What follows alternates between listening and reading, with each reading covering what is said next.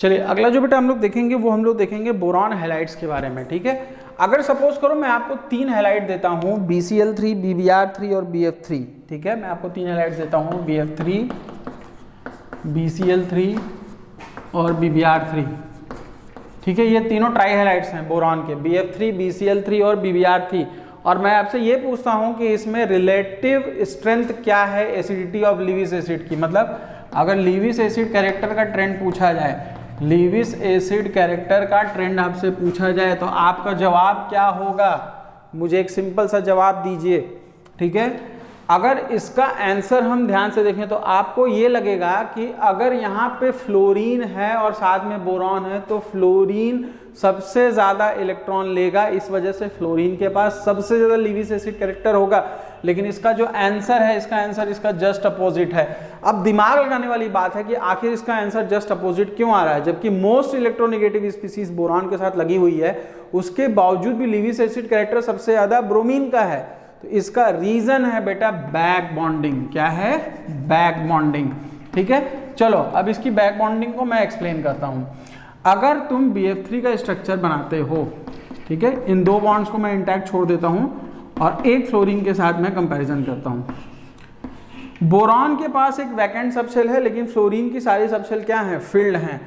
तो fluorine being an electronegative element also, जब इसके साथ बॉन्ड बना चुका है तो ये इसको अपना इलेक्ट्रॉन डोनेट करेगा। इलेक्ट्रॉन क्या कर देगा? डोनेट कर देगा। देखो पहले इलेक्ट्रॉन का मूवमेंट थ्रू सिग्मा बॉन्ड किसमें हुआ है? बोरॉन से फ्लोरीन की तरफ हो रहा है, और थ्रू पाई बॉन्ड किससे हो रहा है? फ्लोरीन टू बोरॉन हो रहा है। और इसी कॉन्सेप्ट को हम लोग क्या बोलते हैं? बैक बॉन्डिंग बोलते हैं। क्या बोलते हैं? बैक बॉन्डिंग बोलते हैं, ठीक है। अब मेरी बात को ध्यान से सुनना, जो मैं समझाने की कोशिश कर रहा हूं।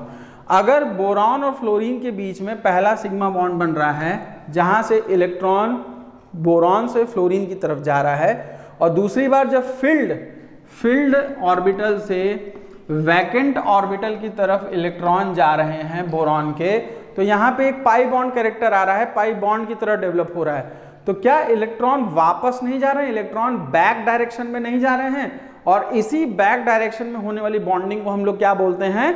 बैक बॉन्डिंग बोलते हैं, ठीक है। अब इस बात को ध्यान से समझिएगा, आपके दिमाग में यह भी आ सकता है कि अगर बैक बॉन्डिंग हो रही है तो वो फ्लोरीन में ही क्यों हो रही है, क्लोरीन और ब्रोमीन में क्यों नहीं हो रही है? उसके पीछे का भी रीजन आपको समझाता हूं। जरा बोरॉन की कॉन्फ़िगरेशन लिखिए, 1s2 2s2 2p1, मतलब इसकी आउटर मोस्ट शेल क्या है? 2p है। वहीं अगर फ्लोरीन की बात करो तो फ्लोरीन में ऑफ कोर्स 2p होती है। अगर आप क्लोरीन की बात करो तो क्लोरीन में 3p होती है, और अगर ब्रोमीन की बात करो तो ब्रोमीन में 4p होती है। अब मुझे एक सिंपल से क्वेश्चन का जवाब दो, ओवरलैप का कॉन्सेप्ट आप सभी को क्लियर है। 2p अगर बॉन्डिंग करते हैं तो वो ओवरलैप ज़्यादा अच्छा होगा, 3p करेंगे या 4p करेंगे? ऑफकोर्स 2p का ओवरलैप सबसे अच्छा होगा।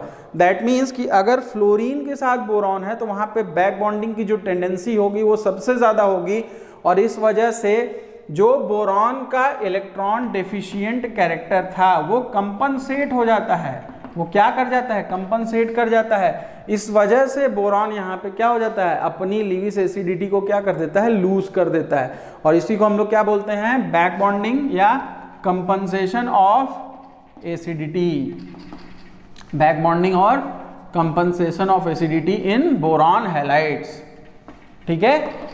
इसको याद रखिएगा, बहुत इंपॉर्टेंट है, कई बार पेपर्स में आ चुका है। चलिए नेक्स्ट देखते हैं, इसको नोट डाउन कर लीजिए, फिर हम लोग नेक्स्ट आगे बढ़ते हैं। अगर हम AlCl3 की बात करें तो AlCl3 मोस्टली डाइमर बनाता है, लेकिन याद रखिएगा कि अगर AlCl3 को हाई टेम्परेचर पर रख दिया जाए, AlCl3 को अगर 800 डिग्री सेंटीग्रेड के ऊपर डाल दिया जाए, AlCl3 नॉर्मली एग्जिस्ट करता है Al2Cl6 तक, लेकिन ये कब तक एग्जिस्ट करता है? Up to 800 degree centigrade. अगर इसके ऊपर ले जाओगे तो ये फिर से किस में कन्वर्ट हो जाएगा? AlCl3 में कन्वर्ट हो जाएगा।